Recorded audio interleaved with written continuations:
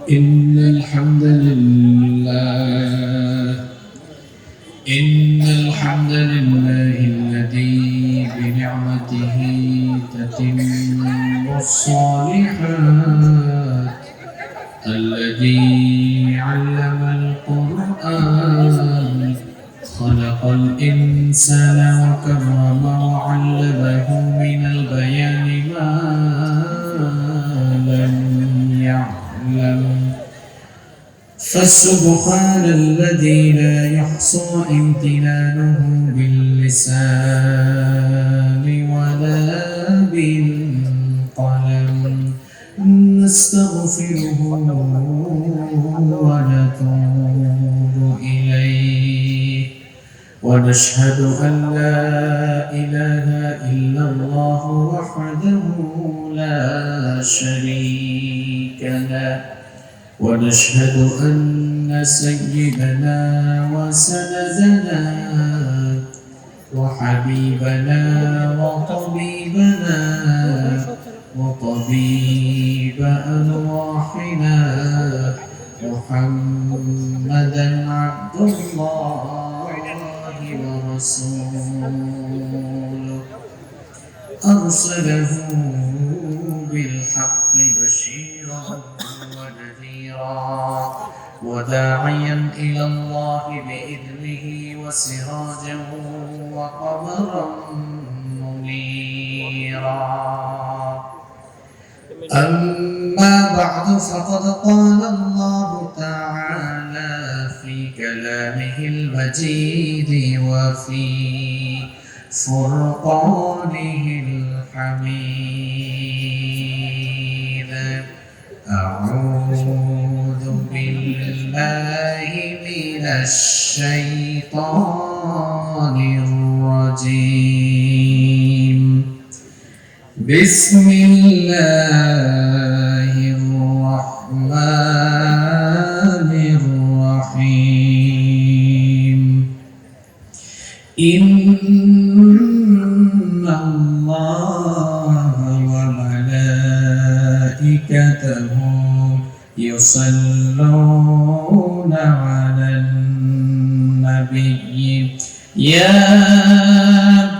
أيها الذين آمنوا صلوا عليه وسلموا تسليما اللهم صل على محمد وعلى آل محمد كما صليت على إبراهيم وعلى آل إبراهيم إنك حميد مجيد اللهم بارك على محمد وعلى آل محمد كما باركت على إبراهيم وعلى آل إبراهيم إنك حميد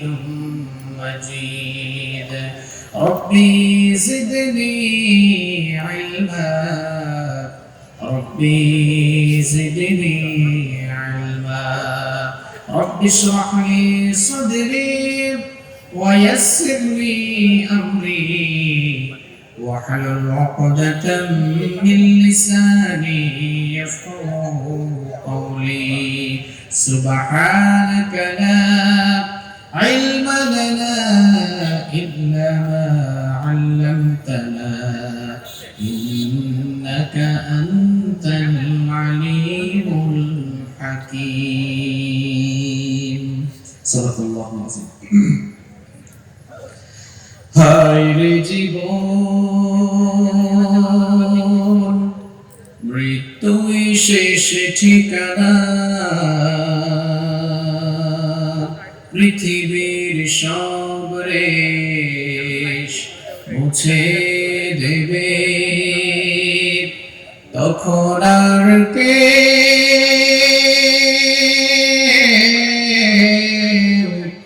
সাথী থাকবে না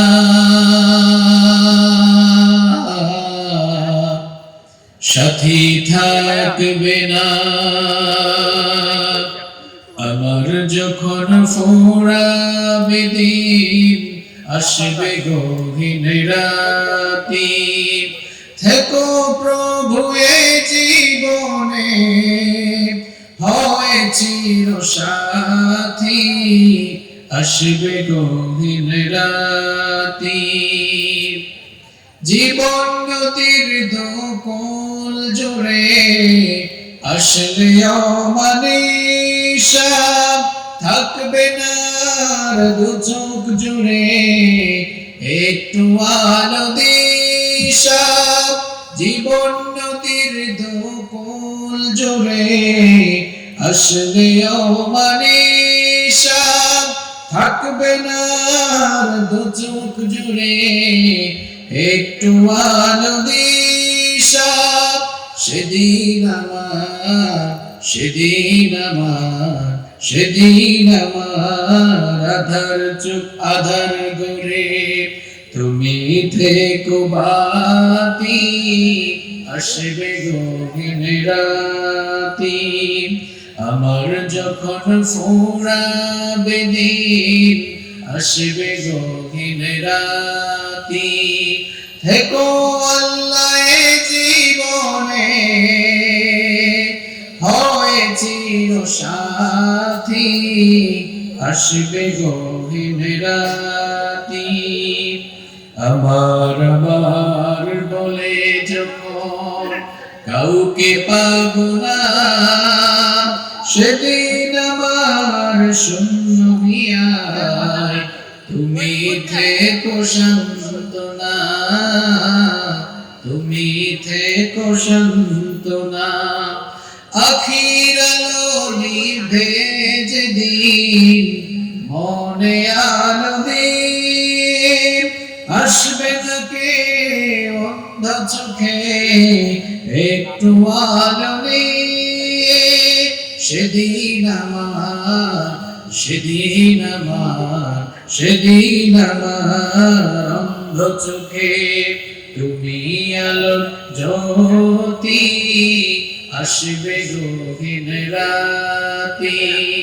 আমার যখন ফুরাবে দিন, আসবে গহীন রাতি, থেকো প্রভু এ জীবনে, হয় চির সাথী, আসবে গহীন রাতি।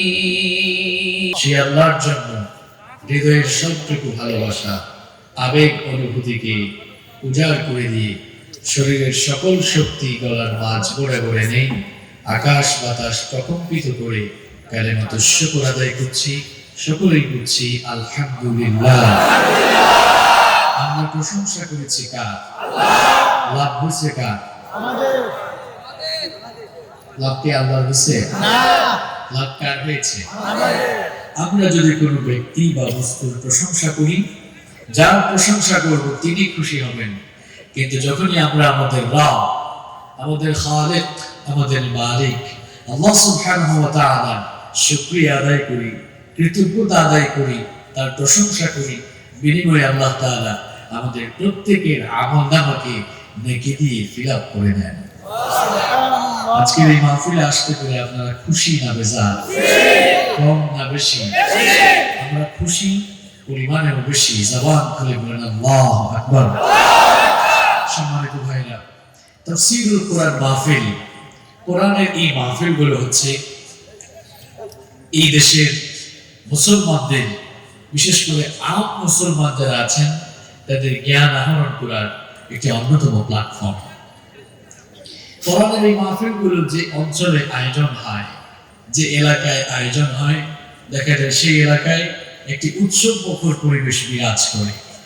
প্রত্যেকটি ঘরে ঘরে মেহমান আসে। আজ আপনাদের এলাকায় মাহফিল, আমার মনে হয় আপনাদের প্রত্যেকের ঘরে ঘরে মেহমান এসেছে, তাই না? এবং এই মাহফিল দিন যতই যাচ্ছে এই দেশের তাওহীদি জনতার কাছে এটি একটি বিরাট সংস্কৃতি হিসাবে রূপ নিচ্ছে। আলহামদুলিল্লাহ। কোরআনের এই মাহফিলগুলোকে আমরা মনে করি এগুলো মুসলমানদের জ্ঞান আহরণ করার জায়গা। এখান থেকে মুসলমানরা তাদের দিলের খোরাক নিতে পারে, জ্ঞান পিপাসা মেটাতে পারে। কোনোভাবেই এই মাহফিলগুলোকে আমরা রাজনৈতিক মঞ্চ বানাতে যাব না, আমরা বানাতে চাইও না। বরং আমরা দেখেছি এই মাহফিলগুলোতে দল মত নির্বিশেষে সবাই কাঁধে কাঁধ মিলিয়ে একত্রিত হয়ে মাহফিল বাস্তবায়নে কাজ করেন, ঠিক না? সুতরাং এই মাহফিলগুলোকে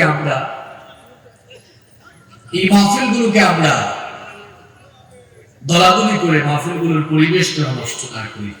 আজ বাংলাদেশে দাওয়াতি প্ল্যাটফর্মের এই অন্যতম একটি জায়গা মাহফিল নিয়ে ভয়াবহ ষড়যন্ত্র এবং চক্রান্ত শুরু হয়েছে। আমাদেরকে বিভিন্ন সময় বলা হয় যে মাহফিল থেকে আমরা উস্কানিমূলক বক্তব্য ছড়াই, মাহফিল থেকে আমরা বিষেধাগার ছড়াই। আমার প্রিয় ভাইয়েরা, আমরা সুস্পষ্ট ভাষায় বলতে চাই, মাহফিল থেকে আমরা মানুষের ঈমান, আকীদা এবং আখলাক সুন্দর করার কথা এই মাহফিল থেকে আমরা বলি।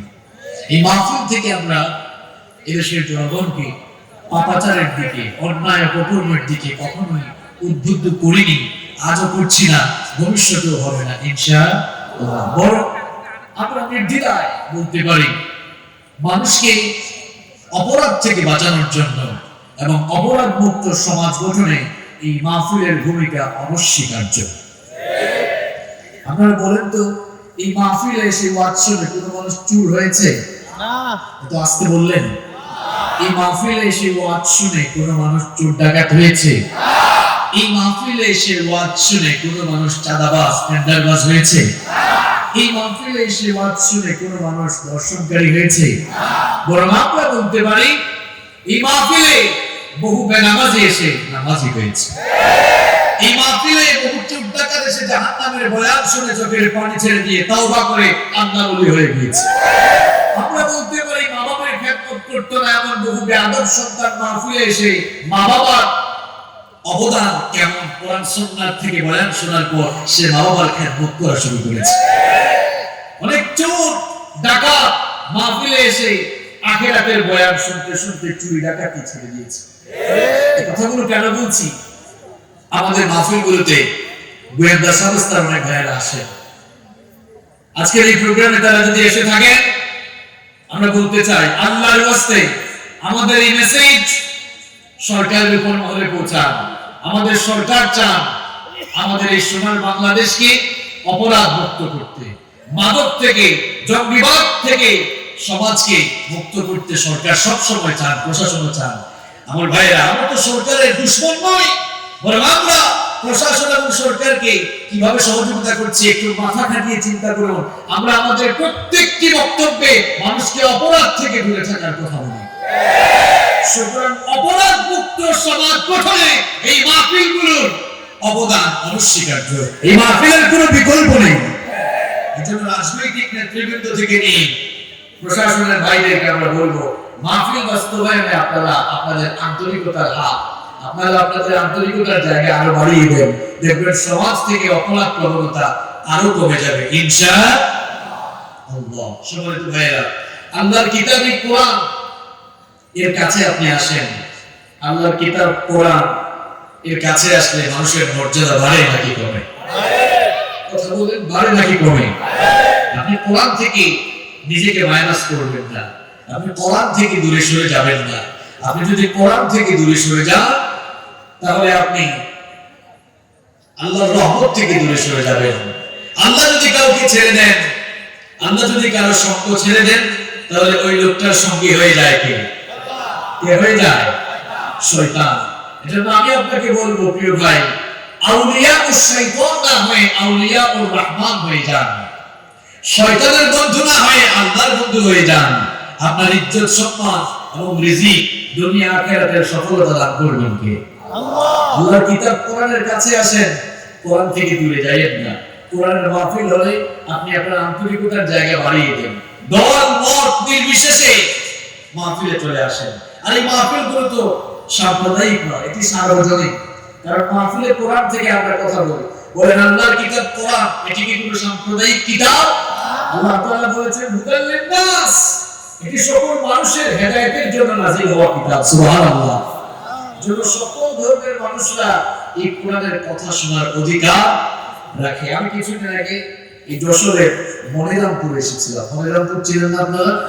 মাহফিলে গিয়ে দেখি মুসলমানদের চাইতে হিন্দু ভাই বোনদের উপস্থিতি বেশি। আমি দেখে খুব খুশি হয়েছি এবং তারা শেষ পর্যন্ত আলোচনা শুনেছেন, আমার খুব ভালো লেগেছে। আমি তাদেরকে বলেছি, এই মাহফিলে আপনারা এসেছেন, আমরা অনেক খুশি হয়েছি, কারণ কোরআন এটি আমাদের কিতাব নয়, এটি আপনাদেরও কিতাব। কারণ আল্লাহ তাআলা বলেছেন হুদাল লিন-নাস, যারা মানুষ, এই মানুষের হেদায়েতের জন্য এই কিতাব নাযিল করেছেন কে? সুতরাং এই কিতাব শোনা থেকে আপনারা কেন বঞ্চিত হবেন? Most welcome. আমাদের প্রোগ্রামগুলোতে আসলে প্রয়োজনে আমাদের মুসলমান ভাইরা বসার জায়গা ছেড়ে দিয়ে তারা দাঁড়িয়ে থেকে আপনাদেরকে বসার সুযোগ করে দিবেন। আমরা সাম্প্রদায়িক সম্প্রীতি, সোনার সমাজ এবং সোনার বাংলাদেশ করতে চাই, ঠিক কি না? কারণ ইসলাম কখনো অন্য ধর্মকে ছোট করার কথা বলে না। ইসলাম কখনো মানুষকে জঙ্গিবাদের দিকে আহ্বান করে না, বরং ইসলাম সন্ত্রাস মুক্ত, জঙ্গিবাদ মুক্ত সমাজ গঠনের ব্যাপারে মানুষকে উদ্বুদ্ধ করেছে। সম্মানিত ভাইয়েরা, এজন্য আল্লাহর কিতাব এই কোরআনের কাছে আসুন। কোরআনের কাছে আসলে মর্যাদা বাড়ে নাকি কমে?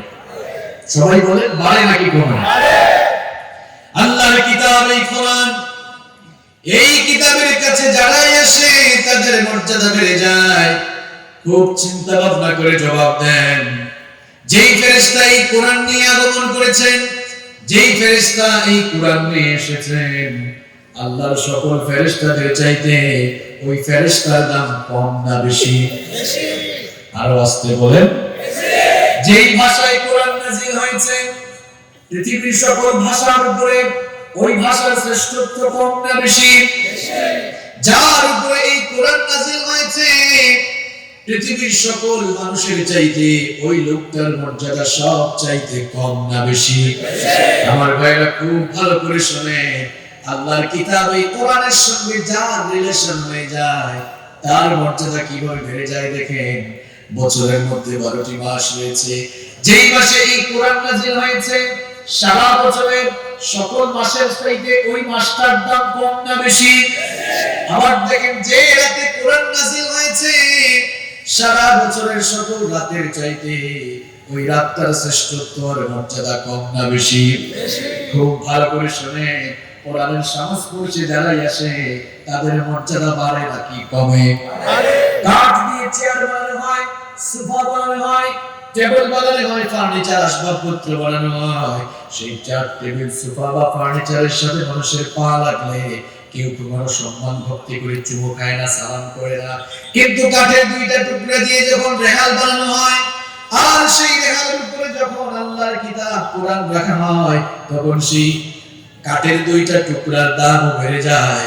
কারণ সেই কাঠের দুইটা টুকরার উপরে কার কিতাব রাখা হয়েছে? কাঠের সেই দুইটা টুকরার সাথে কিংবা রেহালের সাথে মানুষের পা লেগে গেলে সেই রেহালকে মানুষ বুকের সঙ্গে জড়িয়ে ধরে কিংবা মুখের সামনে নিয়ে চুমু খায়। কারণ হলো এই কাঠের টুকরার উপরে, এই রেহালের উপরে কার কিতাব রাখা হয়েছে। এই জন্য এই কাঠের টুকরা অর্থাৎ ওই রেহালের মর্যাদা বেড়েছে না কমেছে?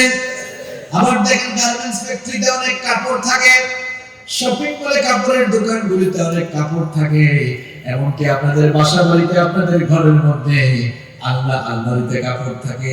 কাপড় ময়লা হলে আলনা থেকে কাপড় যখন ধোয়ার জন্য টান করেন, ভুলবশত যদি কোনো কাপড় পায়ের তলায় পড়ে যায়, পায়ের তলায় পড়ে যাওয়া সেই কাপড় কেউ কি কোনোদিন বুকের সঙ্গে জড়িয়ে ধরেছে কিংবা কেউ কি কোনোদিন আপনার মুখের সামনে নিয়ে চুমু খেয়েছে নাকি?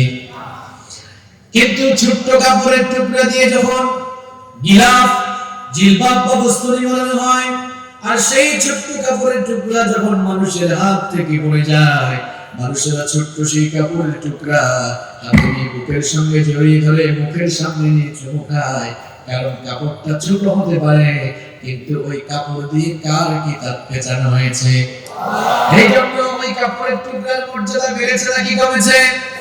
আমার ভাইরা, এইভাবে করে আপনারা যারা এই মাহফিলে এসেছেন, আপনারাও যদি আল্লাহর কোরআনের সাথে রিলেশন তৈরি করেন, আল্লাহর কোরআনের সাথে সম্পর্ক তৈরি করেন, আল্লাহর কোরআন যদি পড়েন, বুঝে মানার চেষ্টা করেন, কোরআনের ভাবে নিজের জীবনটাকে যদি রাখাতে পারে, আল্লাহর কিতাব কোরআনের সংস্পর্শে চলে আসলে আপনাদের মর্যাদা এমন ভাবে বেড়ে যাবে। ওমর ইবনুল খাত্তাব রাদিয়াল্লাহু আনহু কোরআনুল কারীমের কাছে আসার আগে এক লৌহ মানব ছিলেন, শ্রেষ্ঠ এক কাফের ছিলেন। আর কোরআনুল কারীমের কাছে আসার পরে লৌহ মানব পরশ পাথরে পরিণত হয়ে সেই কাফের লোকটা পৃথিবীতে থেকে জান্নাতের সার্টিফিকেট নিয়ে দুনিয়া থেকে বিদায় হয়েছে। মর্যাদা বাড়তে বাড়তে এত বেশি বেড়ে গেল, যার ব্যাপারে স্বয়ং আল্লাহর নবী বলেছেন, লা নাবিয়্যা ওয়ালা রাসূলা মিন বাদি, আমার উপরে কোনো নবী নাই, আমার উপরে কোনো রাসূল নাই। লাউ কানা নাবিয়্যাম মিন বাদি লাকানা উমার, আমার উপরে কেউ যদি নবী হওয়ার যোগ্যতা রাখতো, আমার উপরে কেউ যদি নবী হতো, তাহলে আমার ওমর আমার উপরে নবী হয়ে যেত।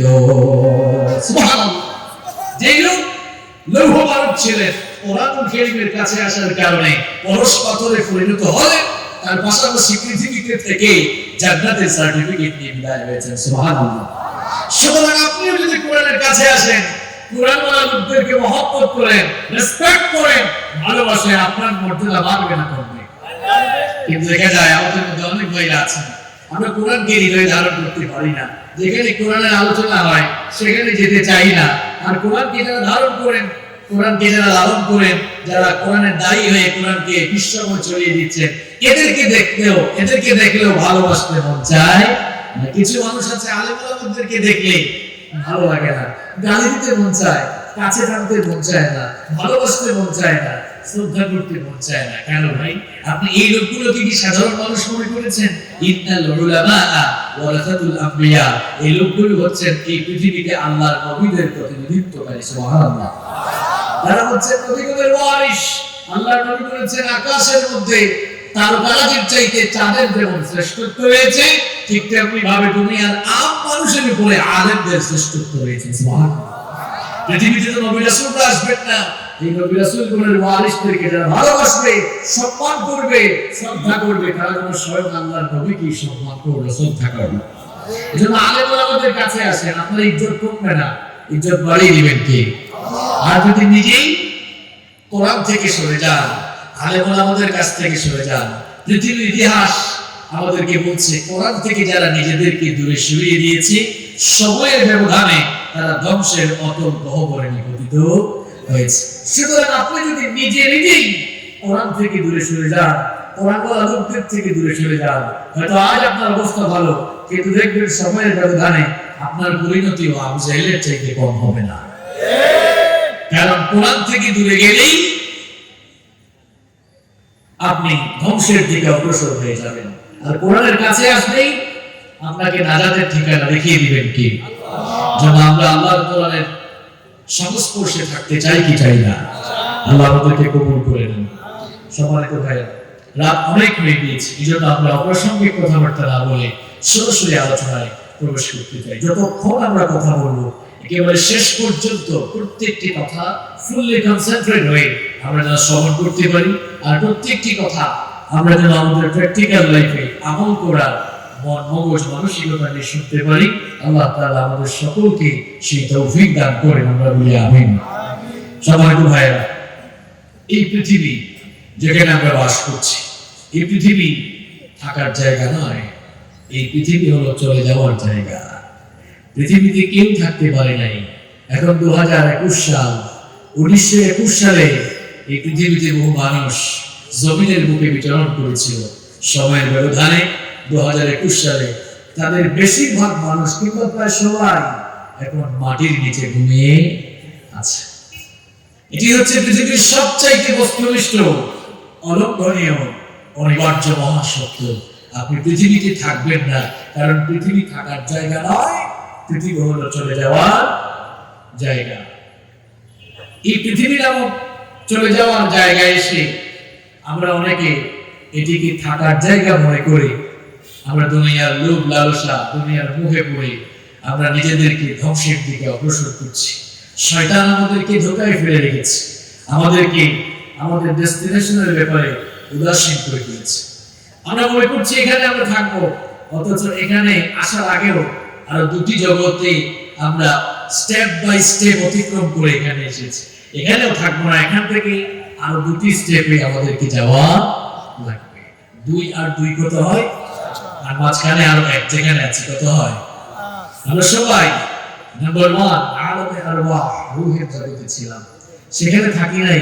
দেখেন আমাদের অবস্থাটাই হলো এমন, আমরা এক জায়গায় থাকতে পারি না। আলামে আরওয়াহ, রূহের জগতে ছিলাম, ইন্তেকাল করে আমরা আলামে আরহাম, মায়ের পেটের জগতে চলে গেলাম। ইন্তেকাল আরবি শব্দ, বাংলা অর্থ হলো স্থানান্তর হওয়া, এক জায়গা থেকে আরেক জায়গায় চলে যাওয়া। তো রূহের জগৎ থেকে ইন্তেকাল করে আমরা মায়ের রেহেমের জগতে আসলাম, সেখানেও বেশি দিন থাকলাম না। ইন্তেকাল করে আমরা এই দুনিয়ার জগতে চলে আসলাম, এখানেও বেশি দিন থাকবো না। ইন্তেকাল করে আলামে বারজাখ, বারজাখী জীবন, কবরের জীবনে চলে যাব। সেখানে কতদিন থাকবো? ইলা ইয়াউমি ইউবাসুন, day of resurrection, day of judgement, পুনরুত্থান দিবস পর্যন্ত, বিচার দিবস পর্যন্ত সেখানে থাকতে পারবো।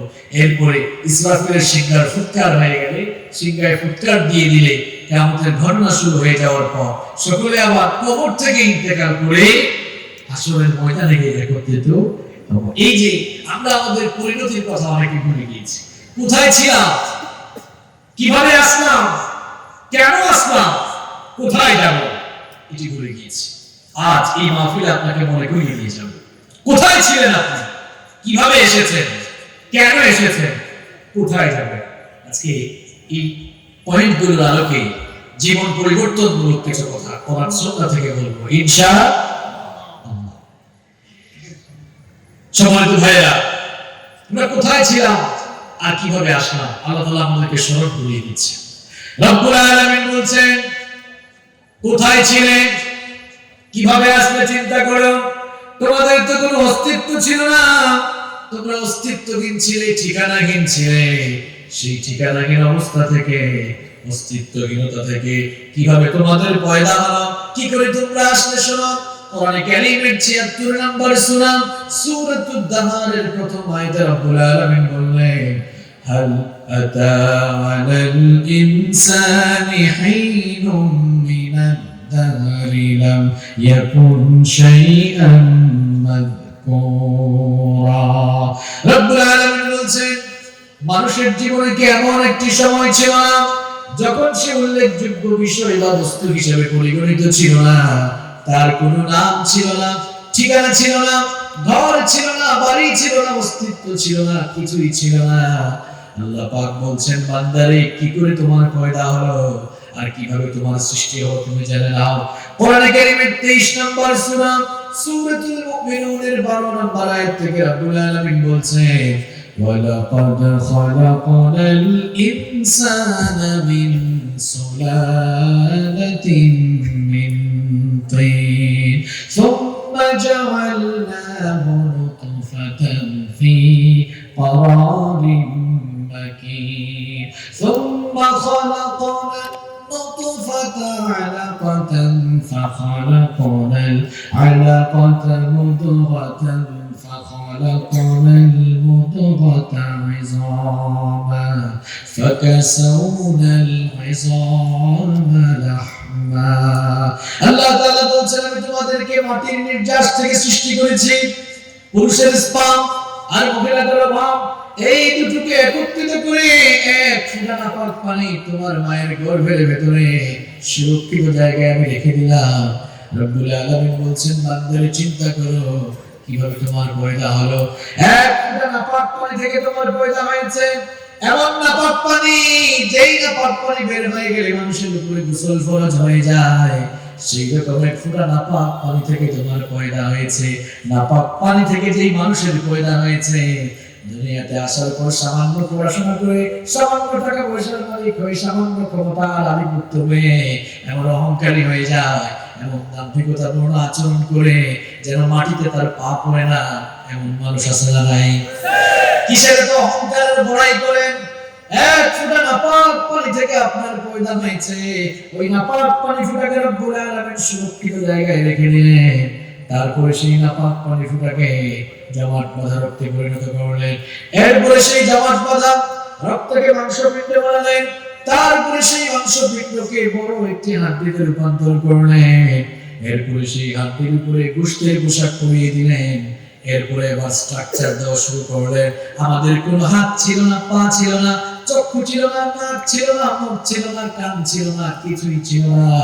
রব্বুল আলামিন এবার গর্ভের ভেতরে আমাদের হাত পা, নাক, কান, মুখ সুন্দর একটি ফেস কাটিং, সুন্দর একটি স্ট্রাকচার দিয়ে রব্বুল আলামিন মায়ের পেটের ভেতরে সুন্দর করে বানালেন। সুবহানাল্লাহ।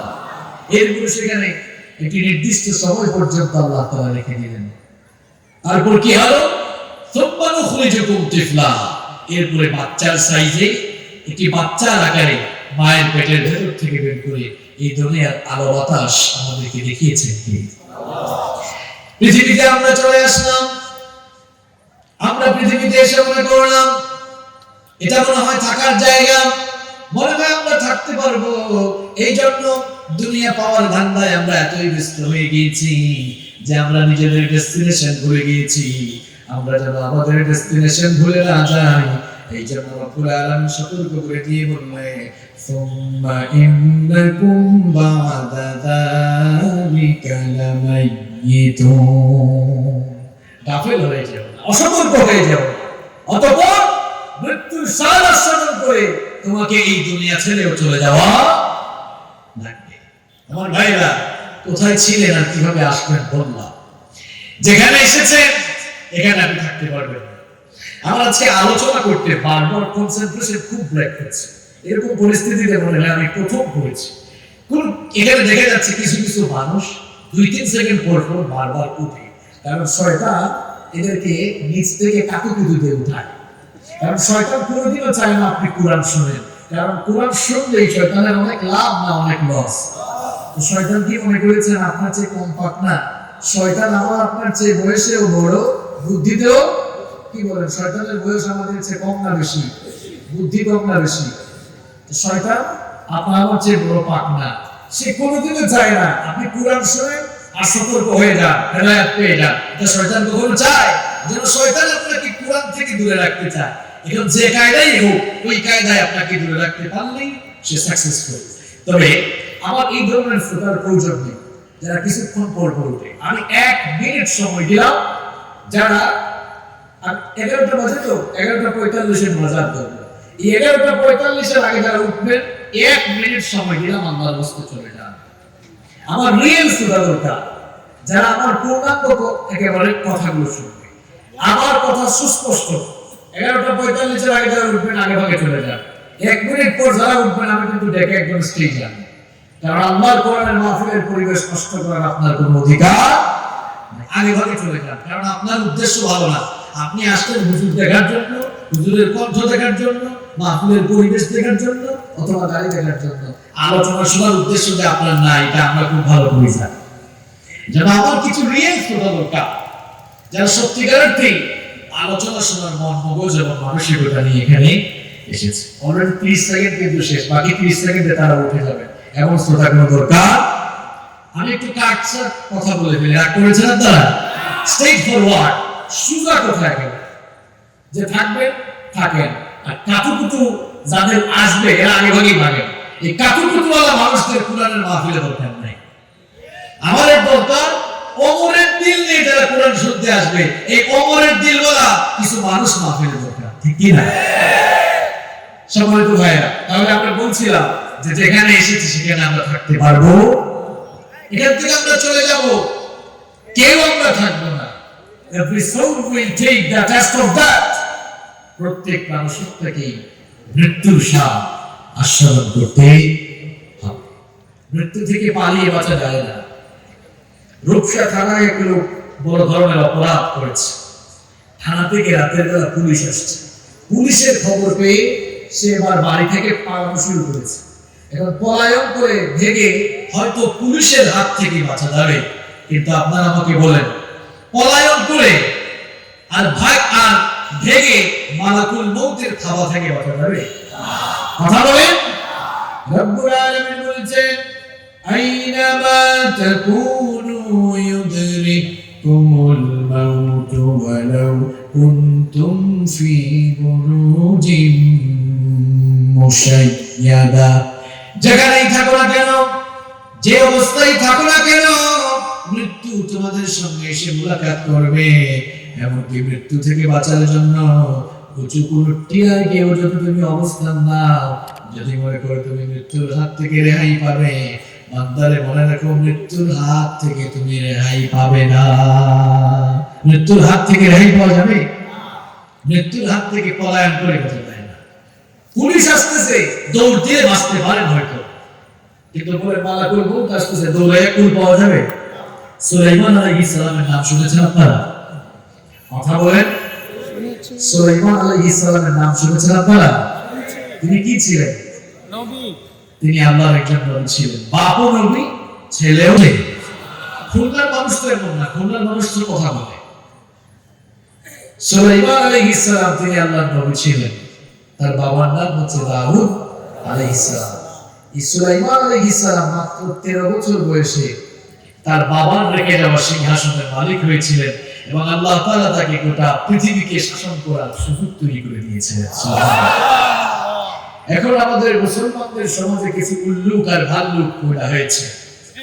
কোরআন সুন্নাহর ব্যাপারে যাদের ন্যূনতম কোনো জ্ঞান নেই, যারা আউযু বিল্লাহি মিনাশ শাইতানির রাজীম বিসমিল্লাহির রাহমানির রহিম এটিও শুদ্ধ করে বলতে পারে না, আউযু বিল্লাহ বিসমিল্লাহ যারা শুদ্ধ করে উচ্চারণ করার সামর্থ্য রাখে না, এখন তারা বলে যে ধর্ম আর রাজনীতি সম্পূর্ণ আলাদা বিষয়। এখন আপনি আমাকে বলেন, ধর্ম আর রাজনীতি যদি আলাদা বিষয় হতো তাহলে পৃথিবীর এত নবীরা শাসক হয়ে শাসন করেছেন কেন? আমি তো কতজনের एग्जांपल দিতে পারবো। সুলাইমান নবী 13 বছর বয়সে প্রেসিডেন্ট হয়ে গোটা দুনিয়া শাসন করেছেন। আল্লাহু আকবার। ইউসুফ নবীকে আল্লাহ তাআলা মিশরের সিংহাসনে বসিয়ে মিশর শাসন করিয়েছেন। আল্লাহু আকবার। আমাদের নবী রাহমাতুল লিল আলামিন বিশ্ব নবী মুহাম্মদুর রাসূলুল্লাহ সাল্লাল্লাহু আলাইহি ওয়াসাল্লাম কে রব্বুল আলামিন মক্কা থেকে মদিনায় নিয়ে আসার পরে হিজরত করার পরে 10 বছর মদিনার প্রেসিডেন্ট বানিয়ে তাকে দিয়ে মদিনা শাসন করিয়েছে। সুতরাং যারা বলবে ধর্ম আর রাজনীতি সম্পূর্ণ আলাদা, বুঝতে হবে এই লোকগুলোর মাথার মধ্যে শয়তান প্রস্তাব করে দিয়েছে। এমন বাজে কথা সে কেমনে বলে? সুলাইমান নবী তোমার বাপ দাদার নীতি দিয়ে দেশ চালিয়েছেন? কার নীতিতে? কি মনে করেন ছোট্ট সমাজ চালিয়েছেন? আল্লাহ তাআলা তাকে গোটা পৃথিবী শাসন করতে বানিয়েছেন। সুবহানাল্লাহ। শুধু মানুষ শাসন করেন নাই, জিন শাসন করেছে। পিঁপড়ার ভাষা বলছেন, পিপিলিকা। পিঁপড়ার ভাষা আপনি বুঝেন? কথা বল না কেন? পিপিলিকার ভাষা আমি আপনি বুঝি? তিনি পিপিলিকার ভাষা বলছেন। তো বলছিলাম সুলাইমান আলাইহিস সালামের কথা। সুলাইমান আলাইহিস সালামের একজন সিনিয়র মন্ত্রী ছিল। সুলাইমান আলাইহিস সালাম তার সেই মন্ত্রীর সাথে বসে আলাপ করছেন। এমন সময় মালাকুল মউত মানুষের বেশ ধারণ করে সুলাইমান আলাইহিস সালামের সাথে সাক্ষাৎ করার জন্য এসেছে। তার সাথে কথোপকথন শেষ করে তিনি যখন বিদায় নিলেন, সুলাইমান আলাইহিস সালামের মন্ত্রী বললেন, ও আল্লাহর নবী সুলাইমান, কিছুক্ষণ আগে যে লোক আসলো, এই লোকটাকে জীবনে কোনোদিন দেখলাম না, এই লোকটার পরিচয় কি?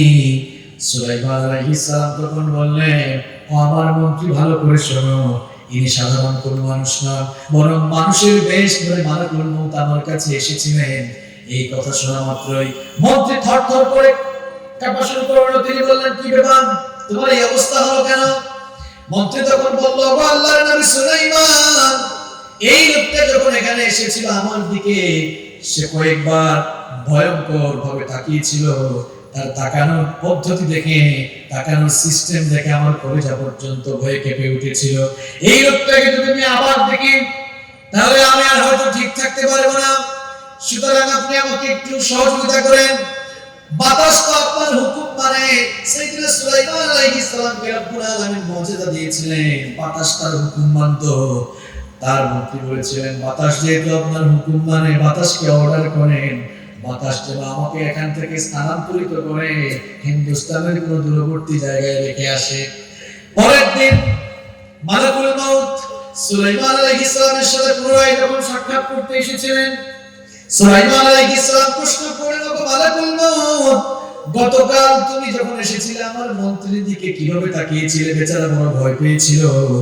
তখন মালাকুল মউত বলেছিলেন, ও আল্লাহর নবী সুলাইমান, আমি আপনার কাছে আসার পর ওই লোকটাকে আপনার পাশে রেখে অবাক হয়ে গিয়েছিলাম। কারণ আপনার সঙ্গে দেখা করার পরে আমার পরবর্তী শিডিউল ছিল এই লোকটার রূহ যেন আমি হিন্দুস্তান থেকে কবজ করি। লোকটাকে আপনার পাশে দেখে আমি নিজেই অবাক হয়ে গেলাম, কারণ আপনার কাছ থেকে যাওয়ার পর পরবর্তী শিডিউল অনুযায়ী যাকে নিয়ে হিন্দুস্তান পাওয়ার কথা, এই লোকটা এখন আপনার কাছে থাকলে আমি তাকে নিয়ে ওখানে কিভাবে পাবো। কিন্তু আমি অবাক হয়ে গেলাম, শিডিউল মোতাবেক নির্ধারিত টাইমে যখন তার মৃত্যুর জায়গায় গেলাম, সেখানে গিয়ে তাকে পেয়ে আমি আবার পুনরায় অবাক হয়ে গেলাম। সুলাইমান আলাইহিস সালাম তখন বললেন, আরে আমার মন্ত্রী বেচারা মৃত্যু থেকে বাঁচার জন্য বাতাসের মাধ্যমে হিন্দুস্তান পর্যন্ত গিয়েও তো কোনো লাভ হলো না, মৃত্যু থেকে পলায়ন করে মৃত্যুর হাত থেকে বাঁচা গেল না। আপনি পুলিশের হাত থেকে পালায় আসতে পারবেন, কিন্তু মালাকুল মউত যেদিন আপনার কাছে আসবেন আপনি দৌড়াইও কুল পাবেন না। যে পৃথিবীতে আপনি থাকার জন্য এই দুনিয়ার ধান্দায় করে রাতকে দিন করছেন, দিনকে রাত করছেন, অন্যায় হুকুমে জড়িত হয়েছেন, আল্লাহর কসম আপনি এখানে থাকতে পারবেন না। দেখেন না, সুলাইমান আলাইহিস সালামের মন্ত্রী পলায়ন করেও থাকতে পারে। ঘটনা শুনে আপনাদেরকে বোঝা দিয়েছি নাকি লেসন নেওয়ার জন্য বলছি? লেসন। আমার ভাইরা, মৃত্যু থেকে যদি কেউ রেহাই পেতেন তাহলে আল্লাহ নবীরা পেতেন, তারাও পর্যন্ত রেহাই পান নাই। No one can escape from that. No one can escape from that. এই মৃত্যু থেকে, মৃত্যুর থাবা থেকে কেউ পালিয়ে বাঁচতে পারবে? আমাদের সকলের বাবা, পৃথিবীর সমস্ত মানুষের বাবার নাম হচ্ছে সাইয়্যিদিনা আদম আলাইহিস সালাম। তিনি আমাদের সকলের বাবা, ঠিক না? আদম আলাইহিস সালামকে আল্লাহ তাআলা তার নিজের হাতে বানালেন। আদম আলাইহিস সালামকে আল্লাহ তাআলা নিজের হাতে বানানোর পর আদম আলাইহিস সালামকে বললেন, আদম, আমি তোমাকে নিয়ে একটি রূপ শোভা করতে চাই। শুনতেছেন আপনারা? খুব চমৎকার একটি ঘটনা, খুব খেয়াল করে শুনেন। আদম আলাইহিস সালামকে আল্লাহ তাআলা সৃষ্টি করার পর বললেন, আদম, আমি তোমাকে নিয়ে একটি রূপ শোভা করতে চাই। কি শোভা? জনসভা হয় না, ভিক্ষু সমাবেশ হয় না? আল্লাহ তাআলা বললেন, তোমাকে নিয়ে আমি এখন একটি রূপ শোভা করতে চাই, যেখানে সব রূপ একত্রিত হবে। তিনি বললেন, আল্লাহ, রূপ শোভা এটা আবার কি? আল্লাহ তাআলা বললেন, রূপ শোভা হলো কিয়ামত পর্যন্ত তোমার যত সন্তানাদি পৃথিবীতে আসবে, সেই অনাগত সকল সন্তানদের রূহ আমি তোমার সামনে হাজির করে একটি রূপ সমাবেশ করব। সুবহানাল্লাহ। আল্লাহ তাআলা সকলকে হাজির করবেন। আমরা কি সেখানে ছিলাম না? আমি একটু ছিলাম কিনা? আমরা সবাই কিন্তু ছিলাম। সকলের রূহ আদম আলাইহিস সালামের সামনে উপস্থিত। আদম আলাইহিস সালাম এত রূহ দেখে বললেন, হায় আল্লাহ, এত রূহ, এগুলা কারা? মান হাউলাই, এরা কারা? আল্লাহ তাআলা বললেন, হাউলাই যুররিয়াতু, এরা সবাই তোমার বংশধর। সুবহানাল্লাহ। আপনি বিয়ে করার পর আপনার ঘরে ছেলে বা মেয়ে হলে আপনি খুশি হবেন না বেজার হবেন? খুশি। আদম নবীর সামনে যখন সব সন্তানদের রূহ একত্রিত করা হলো, তিনি খুশি না বেজার? তিনি খুব খুশি হলেন। আল্লাহ, কিয়ামত পর্যন্ত আমার এত সন্তান দুনিয়াতে আসবে। আল্লাহু আকবার। আল্লাহ তাআলা বললেন, উমরুকা আলফা সানা, আদম, আমি তোমাকে 1000 বছর হায়াত দিয়েছি। কত বছর? কত বছর? দেখেন, আমরা 50-60 বছর বাঁচবো কিনা কোনো গ্যারান্টি? আমাদের বাবা আদমের বয়স কত ছিল? আল্লাহ বললেন, উমরুকা আলফা সানা, তোমাকে 1000 বছর হায়াত দিয়েছি। তিনি বললেন, তাই? এবার রূহ সবাই উপস্থিত সকল রূহের দিকে তিনি তাকালেন। হঠাৎ করে 170 রূহের দিকে তার চোখ পড়ল। আল্লাহ তাআলা বলেন, ওই যে দেখা যায়, এই রূহটা কার? আল্লাহ তাআলা বললেন, হাদা ইবনুকা দাউদ, এটা তোমার ছেলে দাউদের রূহ। সুবহানাল্লাহ। তোমার এই ছেলে দাউদকে আমি নবী বানাবো। তিনি শুনে খুব খুশি হলেন, বললেন, আদম আলাইহিস সালাম বললেন, আল্লাহ তাআলা, আমার ছেলে দাউদকে আপনি খুব সুন্দর করে বানিয়েছেন, আমার ছেলে দাউদকে আপনি নবীও বানাবেন। এটা খুব খুশির কথা। আপনার ছেলে পরীক্ষায় A+ পেলে, আপনার ছেলে পরীক্ষায় A+ পেলে আপনার খারাপ লাগে না ভালো লাগে? ভালো লাগে। তো আদম নবীর ছেলে নবী হবে, এই খবর নবী শুনছেন, ভালো লাগার কথা না খারাপ লাগার কথা? ভালো লাগার কথা। তিনি খুশি হয়ে বললেন, আল্লাহ তাআলা, আমার ছেলে দাউদকে আপনি কত বছর হায়াত দিয়েছেন? আল্লাহ তাআলা বললেন, 60 সানা, 60 বছর। কত বছর? এই কথা শুনে তার একটু মন খারাপ হয়ে গেল। আচ্ছা বলেন তো, আপনার ছেলের কোনো বিপদ আসলে বা আপনার ছেলের রেজাল্ট খারাপ হলে আপনার ভালো লাগবে? আদম আলাইহিস সালাম মন খারাপ করলেন। আল্লাহ তাআলা বললেন, কি ব্যাপার আদম, কি হলো? তিনি বললেন, আল্লাহ, আপনি আমাকে 1000 বছর হায়াত দিলেন আর আমার ছেলে দাউদকে মাত্র 60 বছর দিলেন। আল্লাহ তাআলা বললেন তুমি কি চাও? তিনি বললেন আমার ছেলের জন্য আপনার কাছে একটা আবদার আছে। অনেক সময় বাপ ছেলের পক্ষ হয়ে আবদার করে না। আল্লাহ তাআলা বললেন কি চাও? তিনি বললেন আপনি তো আমাকে 1000 বছর হায়াত দিয়েছেন, আমার এই 1000 বছর হায়াত থেকে 40 বছর হায়াত কেটে ফেলেন, আর আমার ছেলে দাউদকে আরো 40 বছর দেন, তাহলে আমার ছেলে দাউদের বয়স কত হয়ে যাবে? 60 আর 40। আল্লাহ তাআলা মেনে নিলেন, বললেন ঠিক আছে। এখন আদম নবীর বয়স ছিল কত? 1000। 40 বছর কমলে থাকে কত? 960। তিনি দুনিয়াতে আসার পর 960 বছর শেষ হয়ে গেল। এরপরে মালাকুল মউত আসলেন। মালাকুল মউত যখন আসলেন, আদম আলাইহিস সালাম বললেন কি ব্যাপার, তুমি এখন এসেছো কেন? নির্ধারিত টাইমে তো আসার কথা, এখনো তো টাইম হয় নাই মানে হয়েছে তো, এখন 960 বছর হয়ে গিয়েছে না? তিনি বললেন আমার তো 1000 বছর হওয়ার পরে তুমি আসার কথা। তিনি বললেন মনে নাই আপনি যে আপনার ছেলে দাউদকে 40 বছর দিয়ে দিয়েছেন? কয় না আমি দিই নাই। আর এবার মালাকুল মউত বলছেন না আপনি দিয়ে ফেলেছেন। আদম আলাইহিস সালাম বলেন না আমি দিই নাই। একজন বলছে দিয়েছেন, আরেকজন বলছে নাসিয়া আদম, আমাদের বাবা আদম আলাইহিস সালাম ভুলে গিয়েছিলেন। এজন্য মাঝে মাঝে আমরাও কি করি? ভুলে যাই। আমরা কোন জিনিস খাওয়ার পরেও ভুলবশত বলে ফেলি না আমরা এটা খাই নাই, বলি না আমরা? আমাদের বাবা আদম ভুলে গিয়েছিলেন, মাঝে মাঝে আমরাও কি করি? ভুলে যাই। এই অবস্থা, দুইজনের মধ্যে এখন ঝগড়া শুরু হলো। আল্লাহ তাআলা বললেন মালাকুল মউত ফিরে আসো। আদমকে তো 1000 দিয়েছিলাম ঠিক, 40 বছর যে কমে ছিল তখন কোনো সাক্ষী রাখি নাই। এখন আদমের সঙ্গে ঝগড়া করে তুমি পারবা না, চলে আসো। 40 দিয়ে দেওয়া হলো, এখন থেকে সাক্ষী সিস্টেম চালু হলো। এখন থেকে সাক্ষী সিস্টেমটা রেখে দেওয়া হলো। 1000 বছর তিনি হায়াত পেলেন, আর 40 দেওয়া হলো। এই ঘটনা কেন শোনালাম? আমাদের সকলের বাবা, পৃথিবীর সকল মানুষের পিতা, মানব জাতির পিতা আদম আলাইহিস সালাম, তিনিও কিন্তু 1000 বছর শেষ হওয়ার পর পৃথিবী থেকে চলে গিয়েছেন। থাকতে পারেন? আপনি থাকতে পারবেন? মুসা আলাইহিস সালাম নরম নবী না গরম নবী? গরম। আরে বাপরে বাপ, এমন গরম নবী, ফেরাউনের বংশের এক লোককে একটা থাপ্পড় দিয়া একেবারে দুনিয়া থেকে বিদায় করে দিয়েছেন। আল্লাহু আকবার, কত গরম নবী। মুসা আলাইহিস সালামের মৃত্যুর সময় যখন হলো, বুখারী শরীফে অনেক লম্বা হাদিস আছে।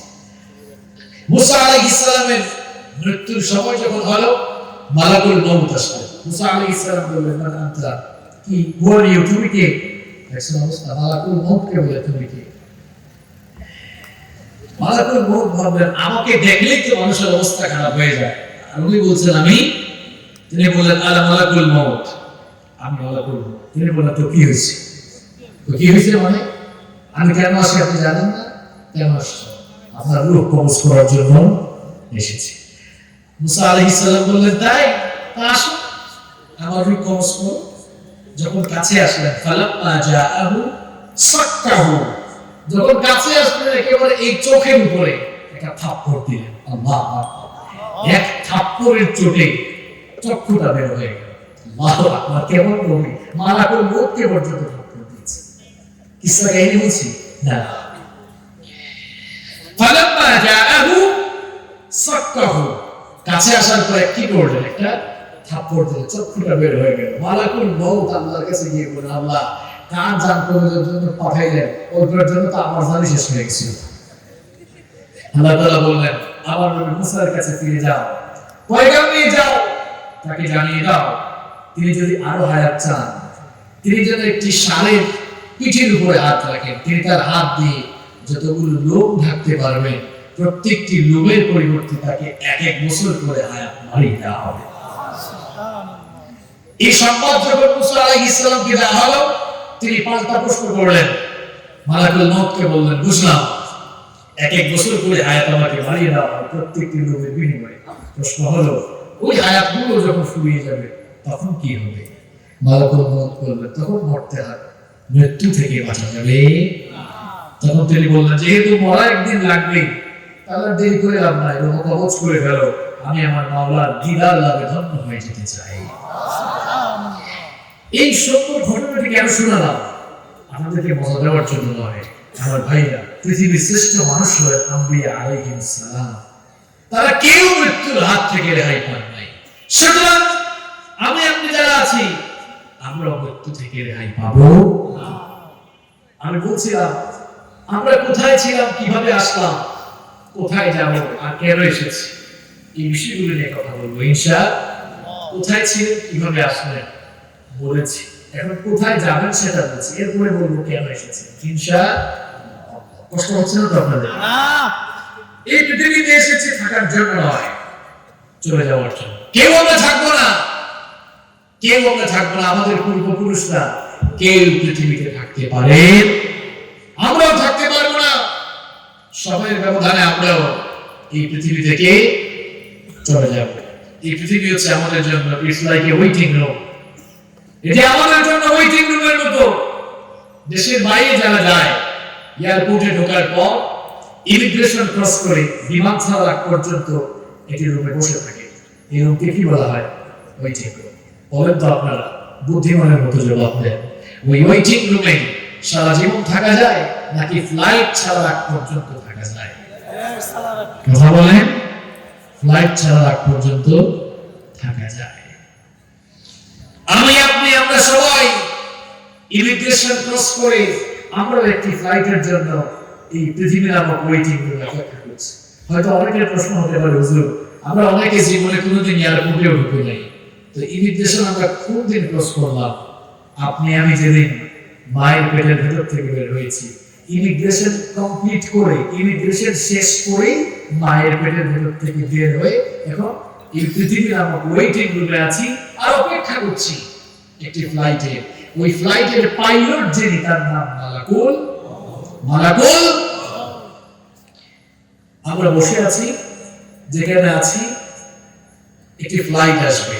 এই ফ্লাইট আসলে সকলকে চলে যেতে হবে। বিদেশগামী একজন প্যাসেঞ্জার আর কবরগামী একজন প্যাসেঞ্জারের মধ্যে তেমন কোনো পার্থক্য নেই, একটি পার্থক্য ছাড়া। খুব মন দিয়ে শুনুন।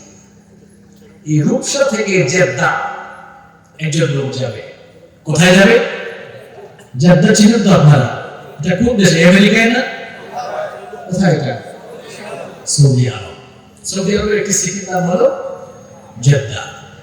আপনাদের যশোর এয়ারপোর্ট তো ইন্টারন্যাশনাল এয়ারপোর্ট না, ঢাকাতে গিয়েছে। ঢাকা এয়ারপোর্টে যাওয়ার পর রাত 11টা পর্যন্ত ইমিগ্রেশন শেষ করেছে। তার ফ্লাইট হচ্ছে রাত 12:30টায়। ফ্লাইট কয়টায়? রাত 12:30টায়। রূপসা থেকে জেদ্দাগামী একজন প্যাসেঞ্জার তার ফ্লাইটের সময় জানে, কিন্তু আমরা যারা কবরগামী প্যাসেঞ্জার, আমরা কেউ আমাদের ফ্লাইটের সময় জানি না। এটি হলো রূপসা থেকে জেদ্দাগামী যাত্রী। আর আমরা যারা দুনিয়াতে আছি, দুনিয়া থেকে কবরগামী যাত্রীর মধ্যে পার্থক্য যে ওই যাত্রী তার ফ্লাইটের সময় জানে আর আমরা আমাদের নিজের ফ্লাইটের সময়ও জানি না। আমি মাইকের সামনে কথা বলছি, উঠতে পারবো কিনা সেটাও জানি না। আমার মতো কত বক্তা মাইকে কথা বলতে বলতেই মরে গেছে।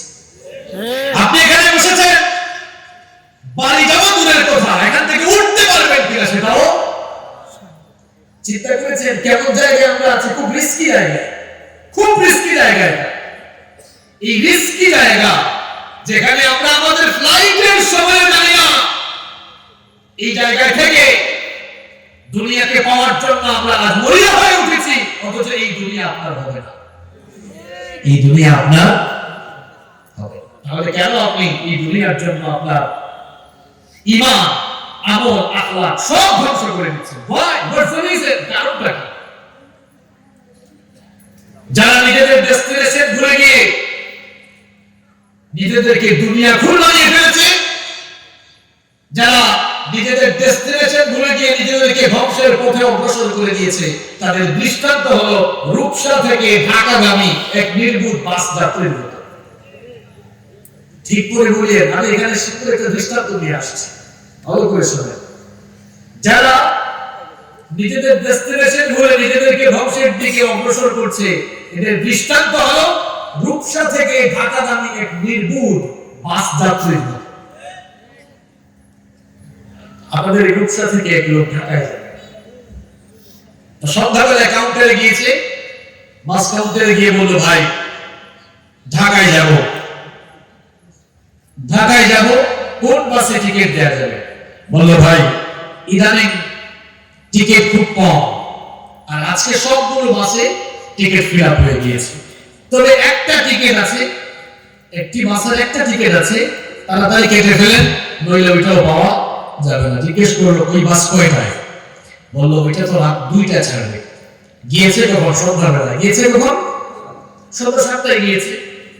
একটা দৃষ্টান্ত দিচ্ছে, সন্ধ্যা 7টায় গিয়েছে।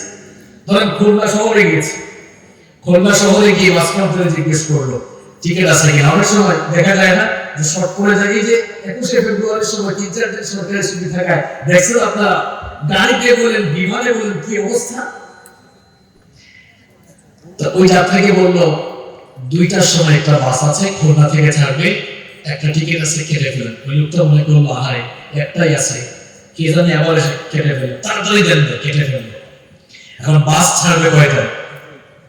কথা কম, দিনে না রাতে? রাত 2টায়। সে গিয়েছে সন্ধ্যা, চিন্তা করলো খুলনায় চলে আসছে, এখন আবার এত জ্যাম, এত ভিড় ঠেলে রূপসা থাকুক, আমার তো 7 ঘন্টা পরে বাস ছাড়বে, তো বসে থাকি এখানে। কিছুক্ষণ বসে থাকার পর চিন্তা করে ধর এরকম বসে থাকলে তো ভালো লাগে না, এবার খাট পালক কেনা শুরু করলো, সোফা কিনা আরম্ভ করলো, কিছু প্রসাধন কিনা আরম্ভ করলো। এই লোকটার এমন কাজ কারবার দেখলে আপনারা তাকে পাগল বলবেন না নির্বোধ বলবেন? ভালো বলবেন না পাগল বলবেন? নিশ্চয়ই তাকে আপনারা পাগল বলবেন। কেন? আরে ভাই এই 7 ঘন্টা তুমি এখানে আছো, এখানে তুমি অস্থায়ী আছো, স্থায়ী তুমি অস্থায়ী আছো, এই কিছু সময় এখানে আছো, এই সময়ের জন্য তো এত কিছু দরকার ছিল না। আমার ভাইরা, আমরাও যারা পৃথিবীতে আছি আমরা সবাই অস্থায়ী। এই অস্থায়ী জায়গায় থাকার জন্য আমরা কত কিছু করছি, অথচ কিছুই নিয়ে যেতে পারবো না। আমরা ওই নির্বুধ যাত্রীর মতো আঁকড়া ভুলে দুনিয়ার জন্য পাগল হয়ে গিয়েছি। সে তো জানে তার বাস 2টায় ছাড়বে, আপনি জানেন না যে কোন সময় যে আপনার পায়ের রত্নলা করবে আসবে। আপনার বিবেককে আমি স্মরণ করিয়ে দিচ্ছি, আপনি কোথায় যাবেন, আপনার পরিণতি কি হবে? আপনি থাকবেন না, আপনি চলে যাবেন। প্রত্যেক দিন বিভিন্ন মসজিদের মাইক থেকে বিভিন্ন মানুষের মৃত্যুর খবর ঘোষণা হয়, বিভিন্ন মানুষের মৃত্যুর খবর প্রচার করা হয়। এইরকম বিভিন্ন মসজিদে বিভিন্ন মানুষের মৃত্যুর খবর শুনতে শুনতে সময়ের ব্যবধানে এমন একটি সময় চলে আসবে যখন বিভিন্ন মসজিদ থেকে আপনার মৃত্যুর খবর এলান করা হবে, ঠিক না? মাঝে মাঝে আপনি অনেক মানুষের জানাজায় যান, কত মানুষকে আপনি কবরে শুয়ে দেন, কত মানুষের জানাজায় আপনি গেলেন। সময়ের ব্যবধানে এমন একটি সময় চলে আসবে মানুষেরা আপনার শরীর থেকে কাপড় চোপড় খুলে গোসল দিয়ে সাদা কাপড় দিয়ে মুড়িয়ে আপনাকেও জানাজা দেওয়ার জন্য নিয়ে যাবে। এটি হচ্ছে বাস্তবতা। কত জানাজার পড়েছি নামাজ, দিয়েছি কত দাফন, জানাজার পড়েছি নামাজ, দিয়েছি কত দাফন। কোথায় যেন আছে আমারও তৈরি সাদা কাফন, জানাজার পড়েছি নামাজ, দিয়েছি কত দাফন। কত জানাজার পড়েছি নামাজ, দিয়েছি কত দাফন। আমার তরি বাধায় আছে কোন শেখে আঘাতে, কোন মসজিদে এলান হবে সোয়াবে শেষ ঘাটে। আমার তরি বাধায় আছে কোন শেখে আঘাতে, কোন মসজিদে এলান হবে সোয়াবে শেষ ঘাটে। কখন কোথায় করবে দাফন আমাকে স্বজন, জানাজার পড়েছি নামাজ, দিয়েছি কত দাফন। কত জানাজার পড়েছি নামাজ, দিয়েছি কত দাফন। আমার ভাইরা খুব খেয়াল করে শুনে, রাস্তাঘাটে হাঁটলে অনেক সময় বাঁশের ঝাড় দেখেন না? বাঁশের ঝাড় দেখেন কিনা? শুধু দেখে চলে যান। কখনো কি এই ফিলিংস তৈরি হয় না? কখনো কি এই ফিলিংস আপনার তৈরি হয় না? কোন বাতাসে কোথায় যেন দুলছে বাঁশের ঝাড়, কোন সে মাটি কোনখানে ডাকে রে বারবার। কোন বাঁশের ঝাড় দিয়ে আপনার কবরের ছাউনি দেওয়া হবে, এই চিন্তা, এই ফিলিংস কি আপনার অন্তরে জাগ্রত হয় না? কোন কবরের মাটিতে আপনি শুবেন, সব সময় মাটির উপর দিয়ে হাঁটেন, এই ফিলিংস কি একবার অন্তরে পয়দা হয় না? কোন বাতাসে কোথায় যেন দুলছে বাঁশের ঝাড়, কোন সে মাটি কোনখানে ডাকে রে বারবার। কোথায় যেন বর যাত্রী আছে রে চার জানাজার পড়েছি নামাজ, দিয়েছি কত দাফন, কত জানাজার পড়েছি নামাজ, দিয়েছি কত দাফন। আপনারও জানাজা হবে, আপনারও দাফন হবে।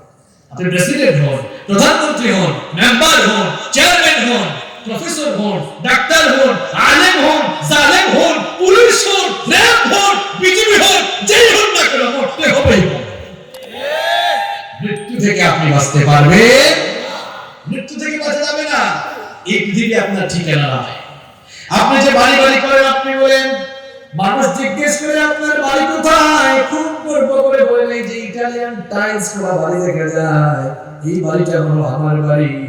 আপনার বাবা যিনি ছিলেন, তিনিও সারা জীবন এই বাড়িটা তার করেছেন, বলেছেন এটা আমার বাড়ি, এটা আমার বাড়ি। এই বাড়িতে থাকতে পারেন না। এই এলাকার কোন না কোন কবরস্থানের 3.5 হাত মাটির ভেতরেই তার জায়গা হয়েছে। আপনি বাড়ি বাড়ি করছেন, এই বাড়িতে থাকতে পারবেন না। এই এলাকার কোন না কোন গুরুস্থানে, কোন না কোন কবরস্থানে 3.5 হাত মাটি আপনার বাড়ি হবে, ঠিক না? আমরা আমাদের মৃত্যু সম্পর্কে জানি না, কে কখন চলে যাবে সেটা আমরা জানি না। হঠাৎ করে আমাদের ফ্লাইট চলে আসতে পারে। সুতরাং এই পৃথিবীটা থাকার জায়গা নয়, এই পৃথিবী হলো চলে যাওয়ার জায়গা। কষ্ট হচ্ছে আপনাদের? আমি আমার সর্বশেষ পয়েন্টে এসেছি। এতক্ষণ আপনাদেরকে বুঝাইতে বুঝাইতে লাইনে নিয়ে আসছে। 10 মিনিট থাকা যাবে না ইনশাআল্লাহ। এখন আবার মূল কথাগুলো বলা শুরু করব।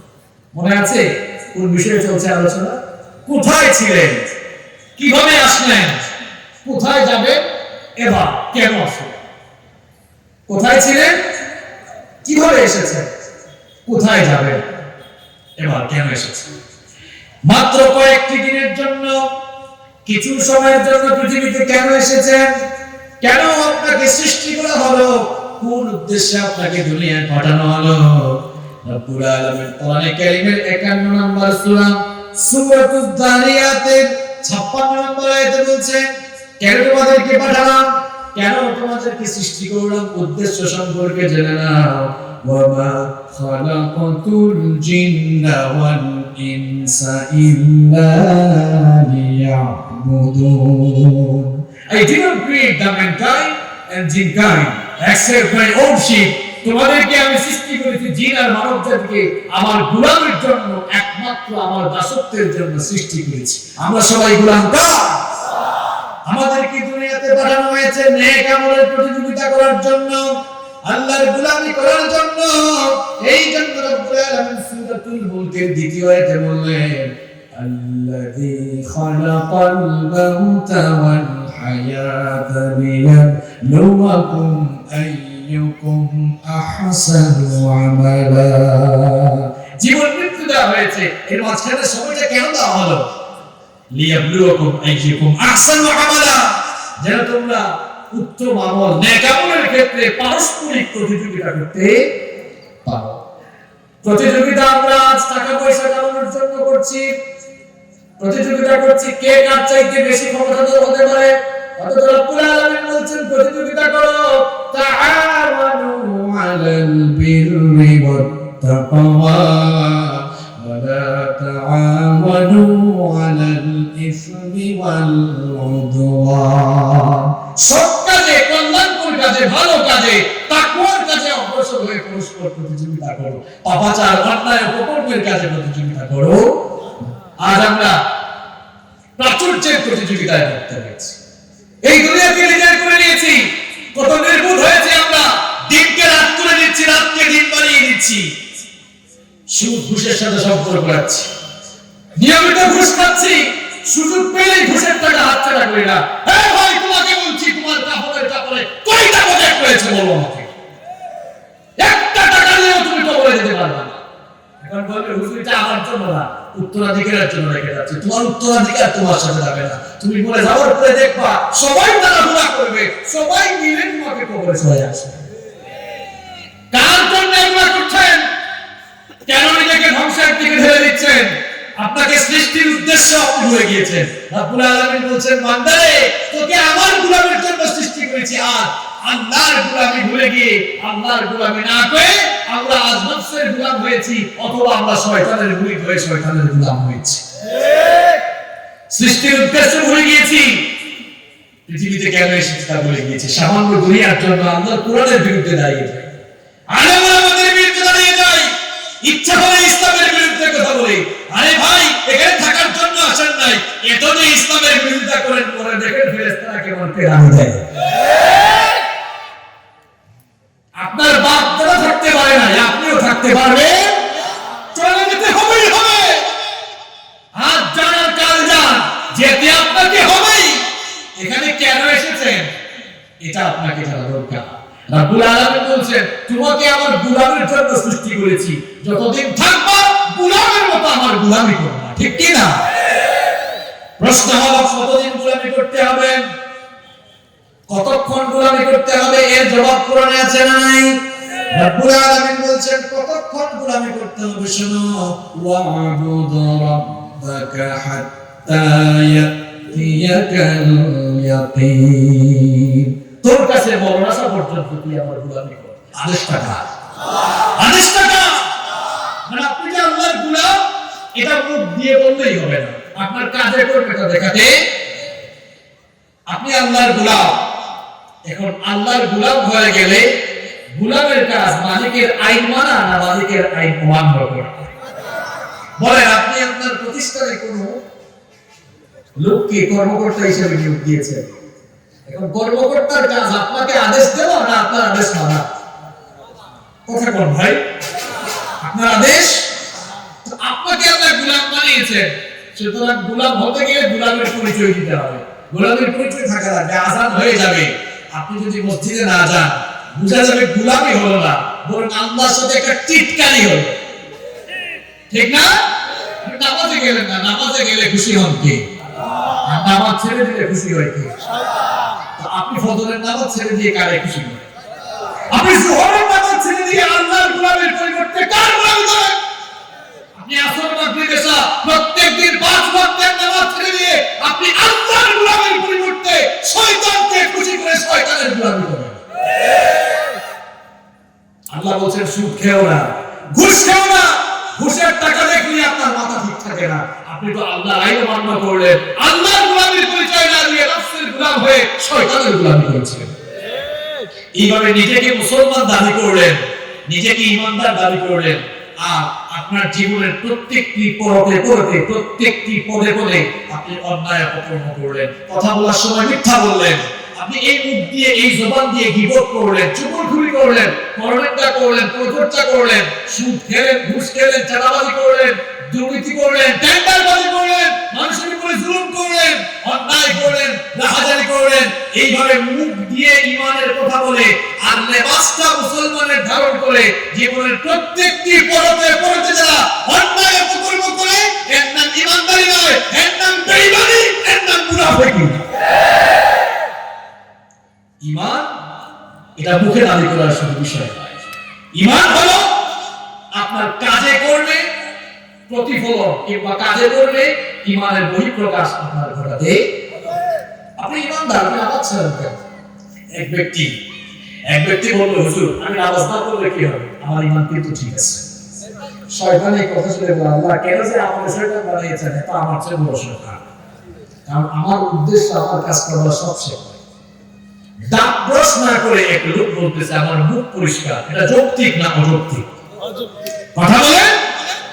দাঁত ব্রাশ না করে মুখ পরিষ্কার বলা যেমন যৌক্তিক, তেমনি 5 ওয়াক্তের নামাজ ছেড়ে দিয়ে নিজেকে ইমানদার দাবি করা সম্পূর্ণ অযৌক্তিক।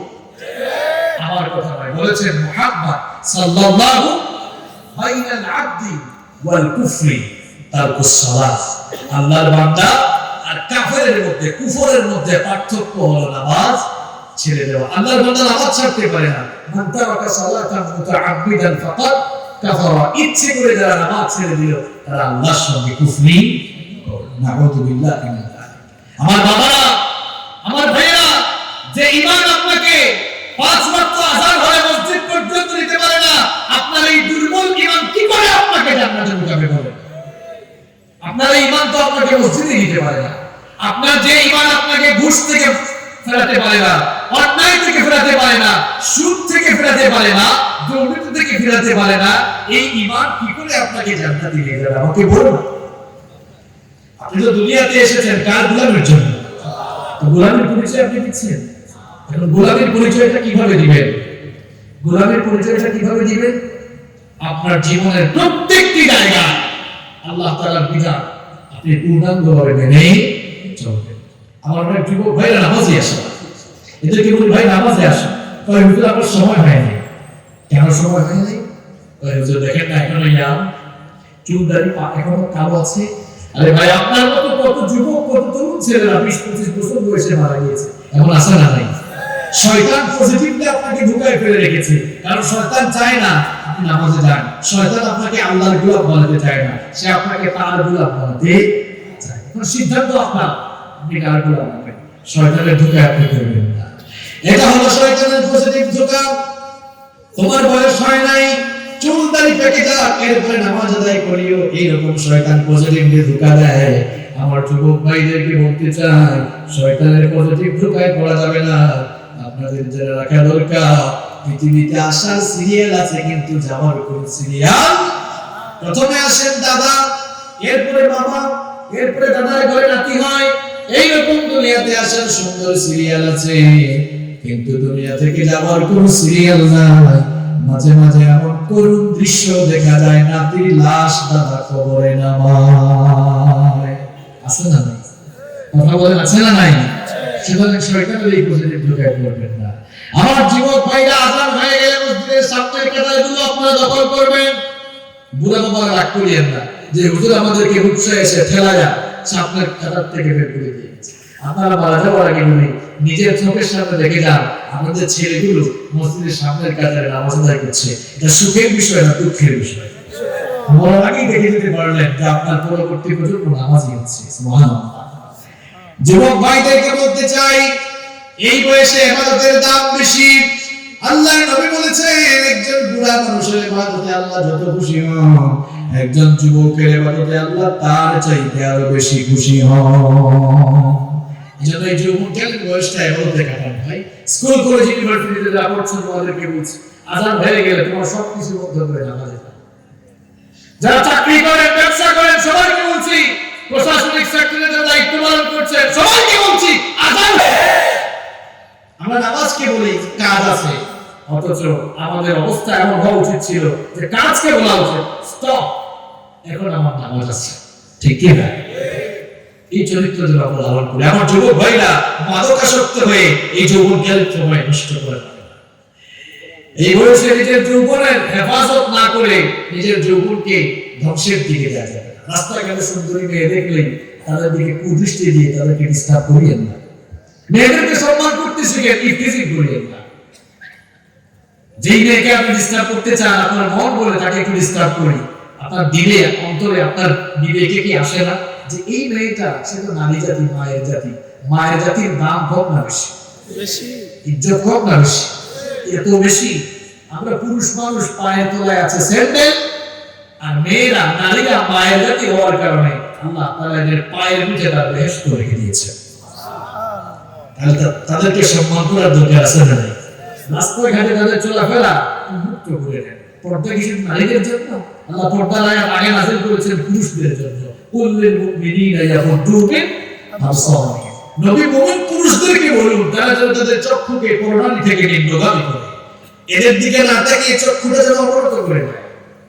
আমার যুবক তরুণ ভাইদেরকে বলতে চাই, নিজেদের চরিত্র গঠন করেন আল্লাহর নবী ইউসুফ আলাইহিস সালামের মতো, যাকে আল্লাহ পাক এই দুনিয়ার অর্ধেক সৌন্দর্য দিয়েছিলেন, যাকে দেখলে চোখ ফেরানো যেত না, যার রূপে মুগ্ধ হয়ে মিশরের সেই যুগের সুন্দরী রূপসী নারীরা ফল কাটতে গিয়ে নিজেদের আঙ্গুলগুলো তারা কেটে ফেলে দিয়েছিল।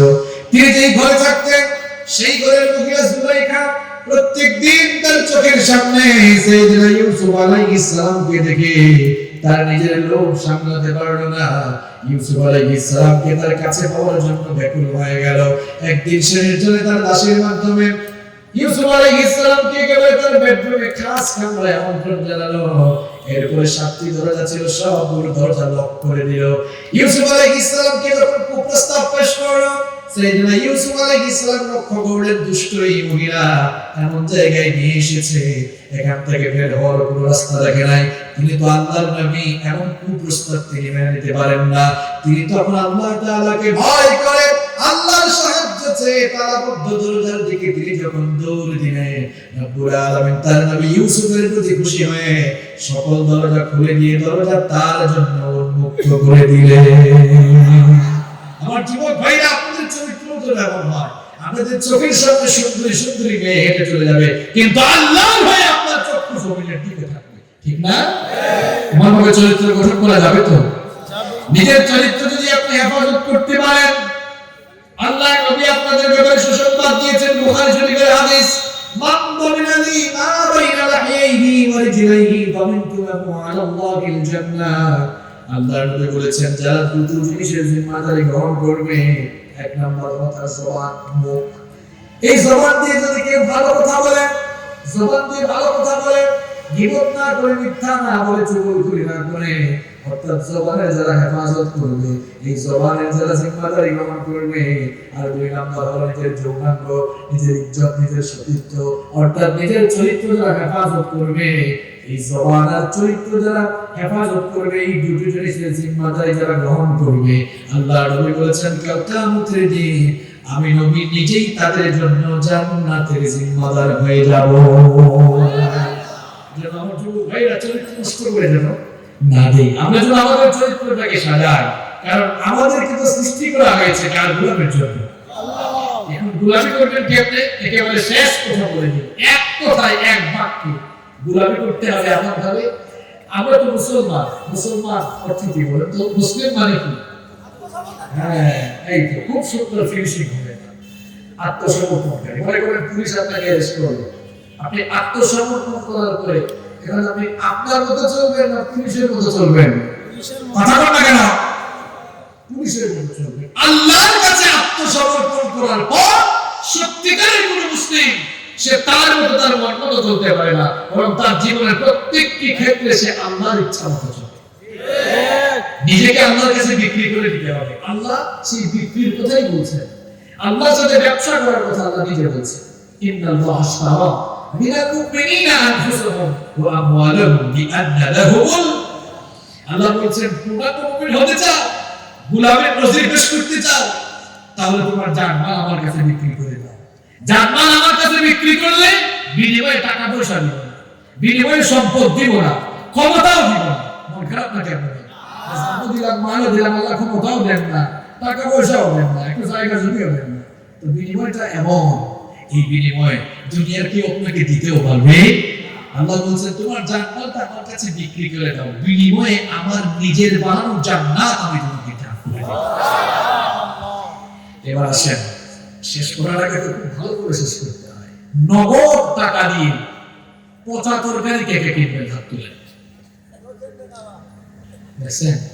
নগদ টাকা দিয়ে কেউ পচা তরকারি কিনবে? নগদ টাকা দিয়ে পচা মাছ কে কে কিনবে? নগদ টাকা দিয়ে এই খুলনার একটা মানুষ পচা তরকারি কিনতে চায় না, পচা মাছ কিনতে চায় না। আল্লাহর কি ঠেকা করছে যে আপনার পচা জান আর পচা মাল আল্লাহ জান্নাতের বিনিময়ে কিনবেন? এখন বলবেন হুজুর এই কথা মানে কেন বলবেন? পচা জান পচা মাল মানে আপনি মিথ্যা বলছেন, আপনি কিবত করেন, আপনি চুগল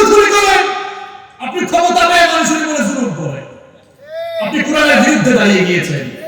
আপনি সুদ খান, ঘুষের টাকা দেখলে মাথা ঠিক থাকে না, আপনি চাঁদাবাজি করেন, টেন্ডারবাজি করেন, মুসলমানের বেশ ধারণ করে, মুসলমানের নাম নিয়ে আপনি এইরকম অন্যায় অপকর্ম করে আপনি আপনার জানমালকে পচিয়ে ফেলেছেন। এরকম পচা জানার মাল আল্লাহ তার জান্নাত দিয়ে কোনোদিন কিনবেন না। তাহলে কোন জানমাল কিনবেন? যারা আল্লাহ হয়ে গিয়েছেন, আল্লাহ তার হয়ে যাবে। সুবহানাল্লাহ। আপনি আল্লাহ হয়ে গেলে আল্লাহ আপনার, মানে আপনি আল্লাহ হবেন কিভাবে? নিজেকে বিক্রি করে দেন। সুন্দর একটা দৃষ্টান্ত দিয়ে আজকে ফিনিশিং করব। এই ফোন ওনার ছিল, আসলে ওনার নাই, তা আমার নেই। উনি আমার কাছে বিক্রি করেছেন। এখন বলেন, মালিকানা এখন চেঞ্জ হয়ে গেল না? এখন ফোনটা আমার। এই ফোন আমার নিয়মে চলবে না ওনার নিয়মে চলবে? কারণ মালিক কে? আল্লাহর কাছে যদি আপনি আপনাকে বিক্রি করে দেন, তাহলে আপনি আর আপনার নিয়মে চলতে পারবেন? কার নিয়মে চলতে হবে? আল্লাহর বিধান মতো চলতে হবে। আল্লাহর বিধান হলো নামাজে যাওয়া, আল্লাহর বিধান হলো মিথ্যা না বলা, চুরি না করা, ডাকাতি না করা, সুদ না খাওয়া, ঘুষ না খাওয়া, অন্যায় না করা, জুলুম না করা, কোরআনের বিরুদ্ধে না দাঁড়ানো। এক বাক্যে বললে আল্লাহর বিধান হলো অন্যায় অপকর্মে না জড়ানো। এই অন্যায় অপকর্মে না জড়িয়ে যদি আপনি আল্লাহর বিধান মতো চলতে পারেন, বুঝা যাবে আপনি পরিপূর্ণভাবে আল্লাহর কাছে বিক্রি হয়ে গিয়েছেন। আর আল্লাহ বলছেন, বান্দারে তুই আমার কাছে বিক্রি হয়ে গিয়েছিস, আমিও তোর জন্য আমার নিজের বানানো জান্নাত রেখে দিয়েছি। সুবহানাল্লাহ। পৃথিবীতে আমরা কিভাবে আসলাম, কোথায় ছিলাম, কিভাবে আসলাম, কোথায় যাব, কেন এসেছি, এই 4 পয়েন্টের আলোচনা আজকে শেষ। এবার নিজের বিবেককে প্রশ্ন করেন, কোথায় ছিলেন, কিভাবে আসলেন সেটা তো জানলেন, কোথায় যাবেন সেটাও জানেন। কোথায় যাবেন সেটাও, আজকের এই রাত আপনার জীবনের শেষ রাত হতে পারে, এটা অসম্ভব কিছু নয়। গতকাল রাত 12টায় আপনার মতো বহু সুস্থ মানুষ দুনিয়াতে ছিল, সে ভাবে নাই বলে যাবে আজ রাত 12টায় কবরে ঘুমিয়েছে। দেখেন গিয়ে খোঁজ দিয়ে কত মানুষ অ্যাক্সিডেন্ট করছে। গতকাল সুস্থ ছিল, ভাবছে আজকে এটা করবো, আবার আরেকজনকে বলছে দোস্ত আগামী সপ্তাহে তোমার বাসায় আসবো, দাওয়াত খাবো, কিন্তু দাওয়াত খাওয়া হয়েছে।